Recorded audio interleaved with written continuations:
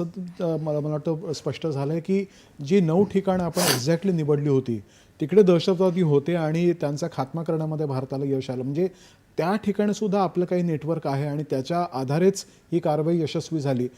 नेमका जेव्हा अशा कारवाई यशस्वी ठरतात नेमके कुठले कुठले घटक असतात की जे महत्त्वाचे ठरतात? जसं मी तुम्हाला पहिलं म्हटलं की इंटेलिजन्स गॅदरिंग असते, सॅटेलाइट इमेजरीज मिळतात, ग्राउंड सोर्सेस असतात. या सगळ्यांकडून आलेले जे इनपुट्स असतात त्याला इंटेलिजन्स म्हणतात. आणि त्या इंटेलिजन्स नंतर एक ॲक्शनेबल इंटेलिजन्स जी आपण ॲक्च्युली स्ट्रॅटेजी प्लॅन करायला यूज करतो. आणि त्यानंतर आपले इंडियन आर्म फोर्सेस म्हणजे आर्मी, नेव्ही, एअरफोर्स झाली, त्यानंतर आपली नॅशनल सिक्युरिटी एजन्सी, बाकीच्या सगळ्या सिक्युरिटी फोर्सेस झाल्या, रॉ, IB, या सगळ्यांचं समीकरण असतं. आणि त्यानंतर एक डिसिजन घेतला जातो आणि एंटायर मिशन प्लॅन करून ते एक्झिक्यूट केलं जातं. सगळ्यात महत्त्वाचं म्हणजे कुठल्याही मिशनचं आहे एक्झिक्युशन. तुम्ही तो आपल्या एमपर्यंत कसे पोचू शकता आणि कसे क्लिअरली ते एक्झिक्यूट करू शकता. बिकॉज भारताचा एम आहे दहशतवादी हल्ल्याचं प्रत्युत्तर, ना की पाकिस्तानच्या लोकल लोकांना किंवा त्यांच्या मिलिटरीच्या अगेन्स्ट काही करणं. आणि मला असं वाटतं की प्रिसिजनचा तुम्ही आताच उल्लेख केला, तर ते प्रिसिजनसाठी आवश्यक आहे ते म्हणजे तंत्रज्ञान. मग ते आधुनिक शस्त्र असतील, मिसाईलची योग्य अशी निवड असेल, नकाशा प्रणाली असेल, सॅटेलाइट इमेजनरी असेल, ह्या सगळ्याचा वापर कसा केला गेला त्याबद्दल काय सांगाल? आपण बघितलं आहे की जो प्रेस रिलीज झाला त्याच्यामध्ये त्यांनी क्लिअरली सांगितलं की स्कॅल्प मिसाईल्स आहेत ते वापरले गेलेले ना. हे खूप हाय प्रिसिशनवाले मिसाईल्स आहेत ज्याच्यामध्ये फक्त जो टार्गेट आहे तो टार्गेट जाऊन डिस्ट्रॉय होतो. आणि जनरली टार्गेट काय होते, बिल्डिंग्स किंवा ग्रुप ऑफ बिल्डिंग्स जिथे हे टेररिस्ट राहत होते, त्यांची ऑर्गनायझेशन आणि ते ट्रेनिंग कॅम्प्स होते.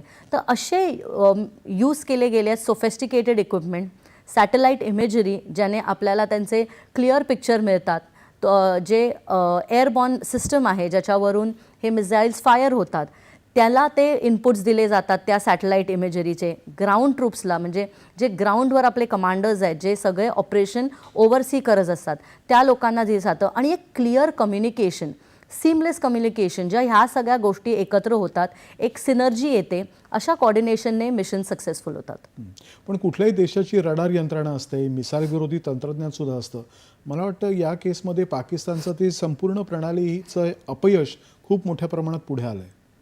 हो, दे वर ॲक्च्युली कॉट बाय सरप्राईज. असं मी म्हणाले की जेव्हा पूर्ण जगाला वाटलं की आपली मॉकड्रिलची तयारी चालली, आणि हो मॉकड्रिलची तयारी चाललेली आजसाठी, त्यावेळेला हे ऑपरेशन एकदम क्लिअरली एक्झिक्यूट केलं. आणि हेही दाखवतं की त्या साईडला काय काय त्यांच्या गोष्टींमध्ये किती मेजर लॅप्सेस आहेत.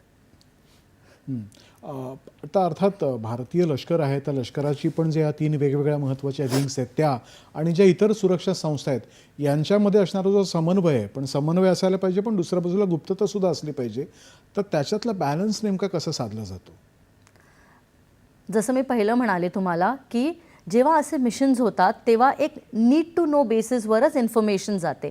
बिकॉज जर असे मिशन्स आपल्याला एक्झिक्यूट करायचे आहेत, जसं उरी सर्जिकल स्ट्राईक झाला, बालाकोट सर्जिकल स्ट्राईक झाला, आता हा रिटॅलिएशन होता, तिकडे सिक्रेसी हाय लेवलची मेंटेन केली जाते. त्यानंतर फक्त नीड टू नो बेसिस, जे माझं काम आहे आणि जे माझ्या कोऑर्डिनेशनची गरज आहे, इफ मी त्या मिशनमध्ये आहे तर मला फक्त तेवढीच इन्फॉर्मेशन मिळणार जी मला रिक्वायर्ड आहे माझ्या मिशनला द्यायला.